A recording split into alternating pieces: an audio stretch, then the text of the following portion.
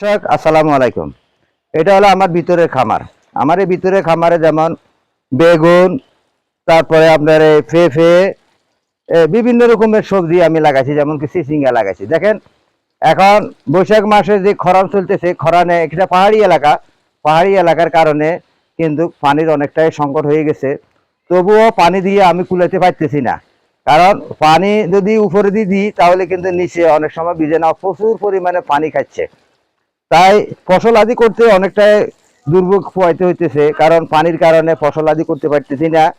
তাই আপনারা যে যেখান থেকে আমার এই ভিডিওগুলো দেখতেছেন, যদি পানির সংকট হয়, পানির সংকট যেখানে আছে সেখানে আপনারা চাষাবাদ করবেন না, কারণ যেখানে পানি আছে সেখানে চাষাবাদ আছে। পানি না থাকলে আপনারা চাষাবাদ করি কোনো লাভ হবে না। দেখেন আমি এখানে কিভাবে পানি দিচ্ছি, কারণ পানি দিতেই হয় আমাকে, পানি না দিলে আমার এই গাছ মারা যাবে। দেখেন গাছগুলা সম্পূর্ণ, কিন্তু আপনারা পানি দিবেন কখন, কোন সময় পানিগুলা দিতে হবে সেটাই আমি আপনাদেরকে বলতেছি। আপনারা সব সময় পানি দিবেন বিকেল বেলায়, কারণ এখনো কিন্তু আমার এখানে বিকাল বেলার রৌদ্র উজ্জ্বল চলতেছে। যেমন এখানে দেখেন, এখানে চিচিঙ্গা গাছের পাতাগুলো এখনো বটে রয়েছে, কিন্তু এগুলা ঠিক হয়ে যাবে। অত রোদের কারণে অনেক সময় পাতাগুলো বটে থাকে, সেগুলা পরবর্তীতে ঠিক হয়ে যায়।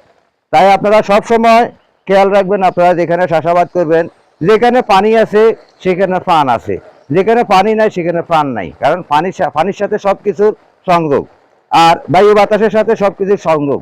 তাই আপনারা চাষাবাদ করতে এই পানি যেখানে সুবিধা পাবেন সেখানে চাষাবাদ করবেন। পানি না হলে কিন্তু চাষাবাদ প্রযোজ্য নয়।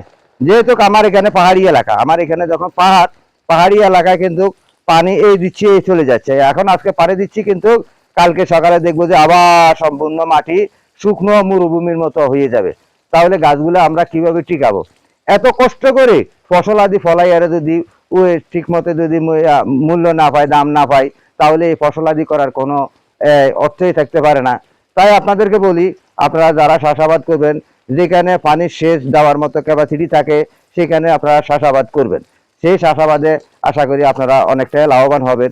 কারণ আমি এখানে যে চাষাবাদ করতেছি, এখানে আমার চাষাবাদে লাভবান আমি হব না।